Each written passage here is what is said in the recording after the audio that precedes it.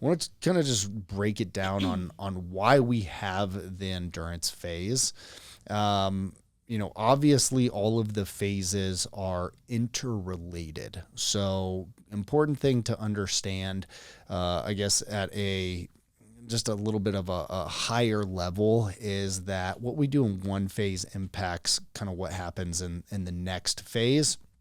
And we're going to talk about energy systems, and there's different ways your body creates energy or uses energy when you're lifting weights. And there's, what we would consider like ATP, which is a short like burst, something you're doing for, maybe 10 seconds. Jolie, you referred to this as like nitro for a car, right? It's like this boost. And then you have your glycolysis, which is something that's kind of like medium range.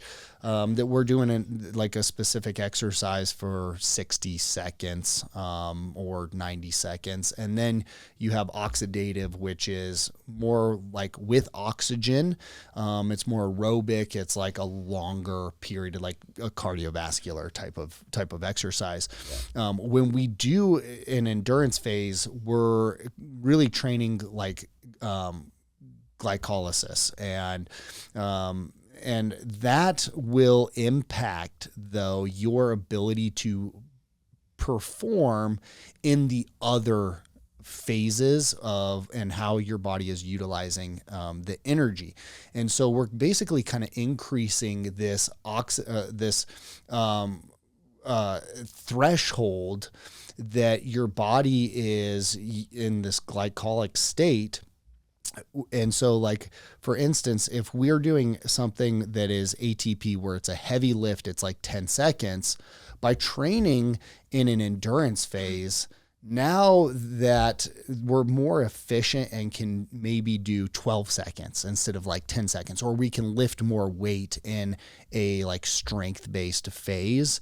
And so that's why it's important that we're training these different energy systems, because they all kind of impact each other.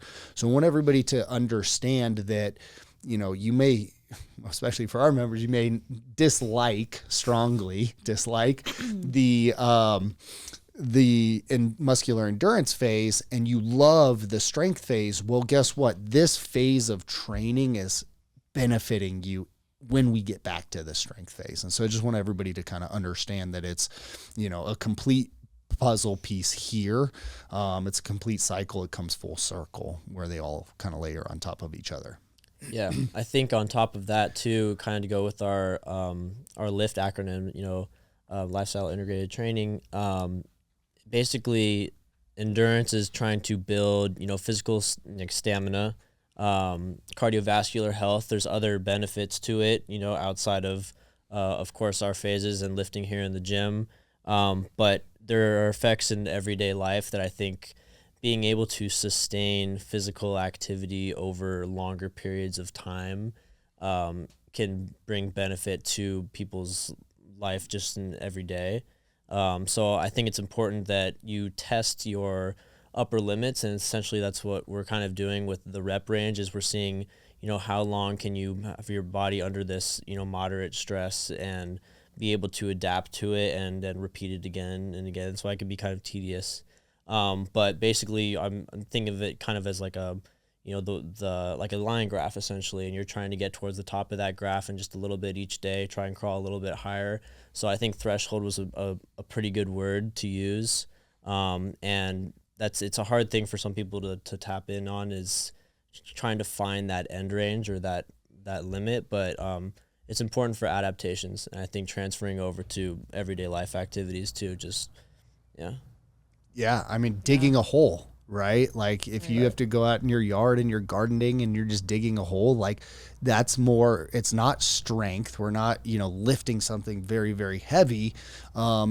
It could be oxidative where it's, very slow and steady, but most likely it's more of an endurance thing where it's like, I'm going to strike the shovel into the ground 100 times to dig this hole, and I have to be able to sustain that. And my body and musculature and tendons and ligaments have to be able to sustain that. Right. And so that's a functional real world application or example for somebody. And when we're when we're training endurance, it's, about us being able to contract a muscle repeatedly. But one thing that is, I guess, overlooked or not obvious, I should say, is how this training also is conditioning your tendons, your ligaments to be able to sustain that repetitive movement, not just your muscle tissue. Like joint resilience and Joint injury resilience, prevention. yes, critical for injury prevention and creating additional stability. Yeah. Go ahead, Julie. I was also just going to say, mentally too, it's Yeah. mental endurance, if we want to call it that, For right? sure. It's like, especially today, we had a lower body day and doing 20 reps, single side, aside from having to actually count and keep track, we're not in that strength phase anymore where it's like in that 5 to 8 range. We're counting 20 and you're feeling those muscles fatigue it's a different type of hard, right? Yes. So it's just, Bring that math. yeah. Bring that math. Things were quiet. People were focused. Well, so I had Brandy train me yesterday, and it was like, I got to 12 reps and I'm like, okay, it's going to be a mental grind to get these next 8 in here. And like, it's hurting. And it's like, it mentally, you have to be tough to push through. Yeah.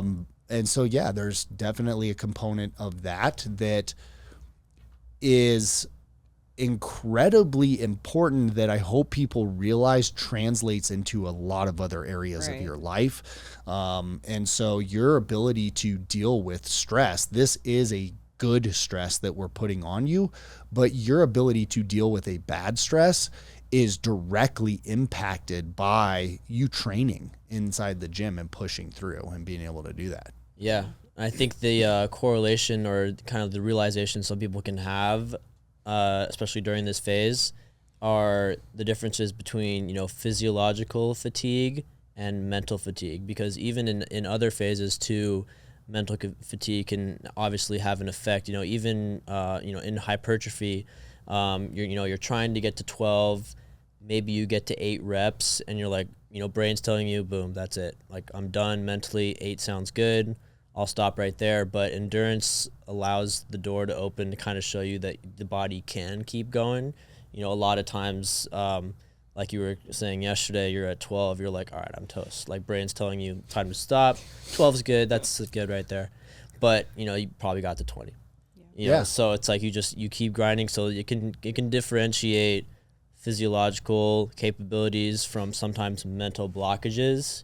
And I think if you learn how to sometimes push through those blockages mentally, it can open up, some gains or some possibilities in the gym that you didn't realize. Yeah. Kind of back to the science, the more dense part of this. So with your muscle tissue, we have type 1 fibers and type 2 fibers. And so there's different type 1 fibers are just naturally designed to do like slow repeated movements.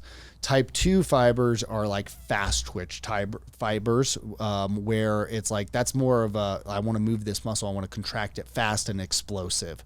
And so your muscle tissue based off of type is like predisposition to perform a certain like rep function, right? Or use a different energy system.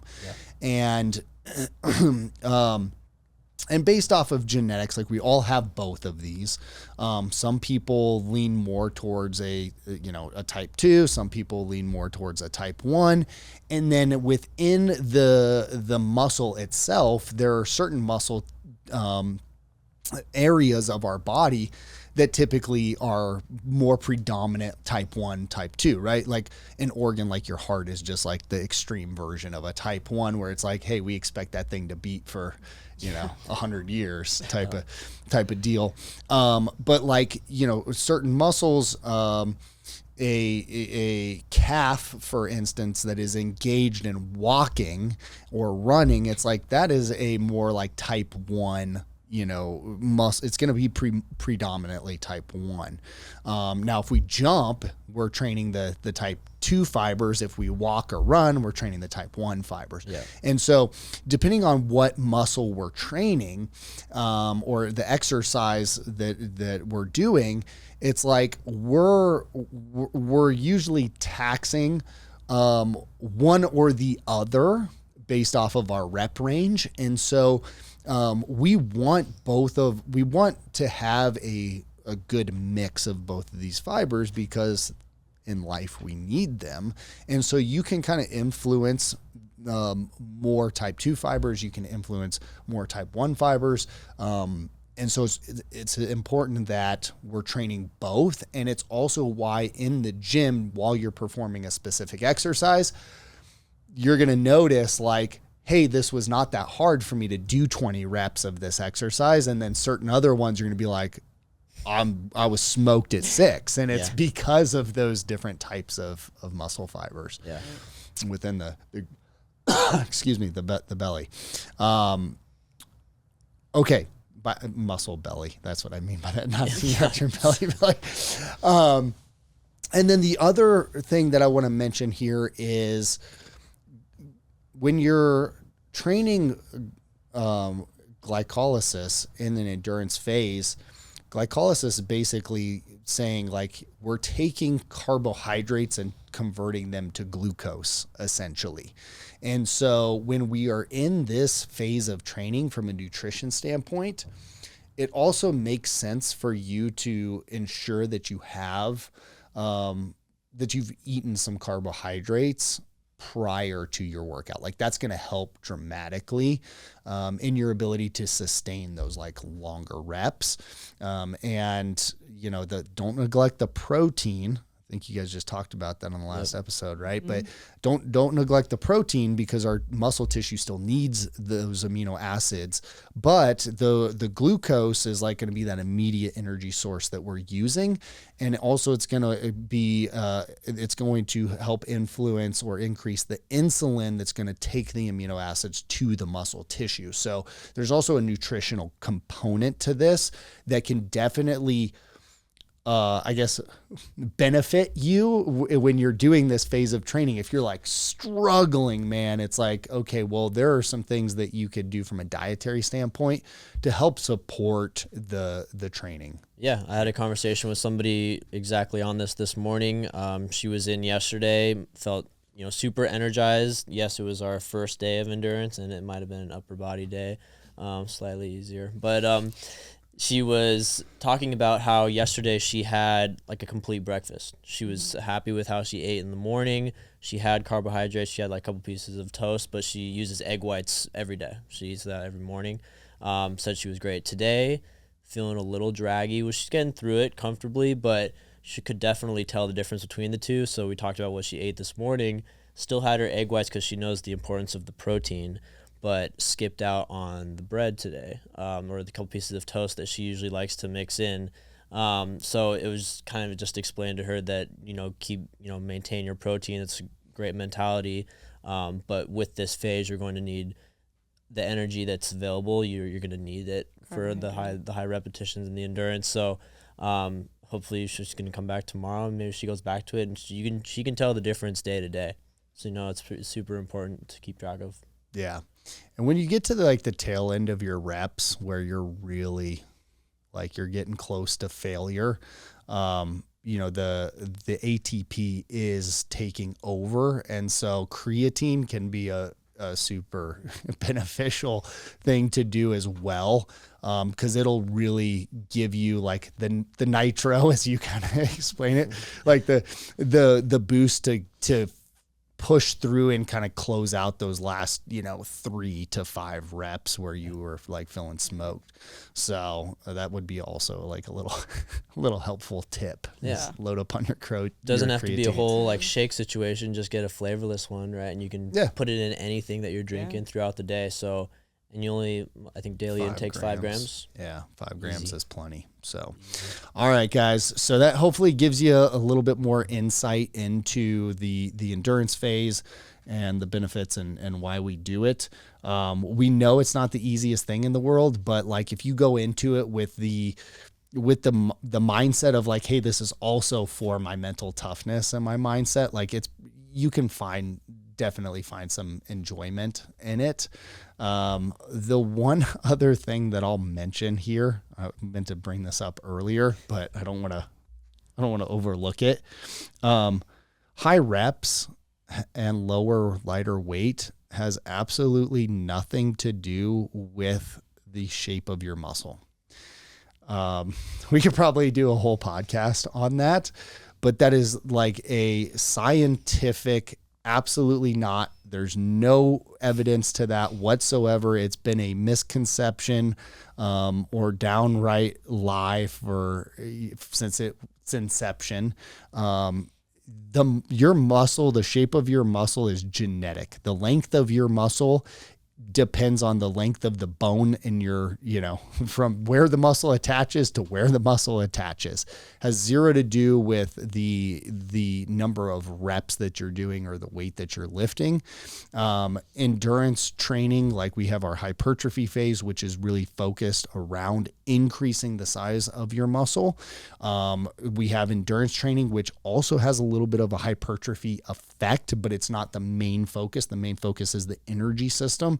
And then we have the strength, which is more like your overall strength and your neural recruitment, your ability to recruit at a neuromuscular level and get those neurons to fire and create that chain between the synapse. So just know that like this phase, it's it's a little bit lighter weight and more reps. That does not impact the shape of your muscle. And that doesn't mean that you should be training in this phase, forever. If you don't like the shape of your body, it's, most likely due to the amount of body fat that you have, and genetics, which we can't do anything about. So I'm just spitting the truth, just telling you like it is. But just be aware of that. So wanted to make sure I touched on that. All right, guys, thanks for listening. We'll be back next week with more great stuff. Thank you so much for listening to the Healthy Living Scottsdale podcast. Do you have a question that you'd like for us to answer live on the podcast? If so, all you need to do is head over to the Apple Podcast app on your iPhone and do 3 simple things. First, leave us a rating and review telling me what you think of the podcast. In that review, ask anything you want related to health, fitness, or nutrition. And if you want a shout out, leave us your Instagram handle or name. That's all you have to do. Then listen to hear your questions answered live on the next Q&A episode.